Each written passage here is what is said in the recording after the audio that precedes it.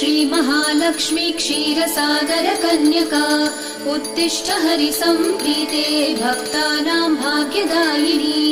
श्रीलक्ष्मी श्रीमहालक्ष्मी क्षीरसागर कन्यका उत्तिष्ठ हरिसम्प्रीते भक्तानां भाग्यदायिनी उत्तिष्ठोत्तिष्ठ श्रीलक्ष्मी विष्णुवक्षस्थलालये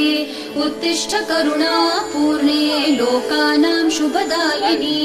उत्तिष्ठोत्तिष्ठ श्रीलक्ष्मी विष्णुवक्षस्थलालये उत्तिष्ठ करुणापूर्णे लोकानां शुभदायिनी श्रीपद्ममध्यवसिते वरपद्मनेत्रे श्रीपद्महस्तचिरपूजित पद्मपादे श्रीपद्मजात जननी शुभपद्मवक्त्रे श्रीलक्ष्मी भक्तवरदे तव सुप्रभातम्।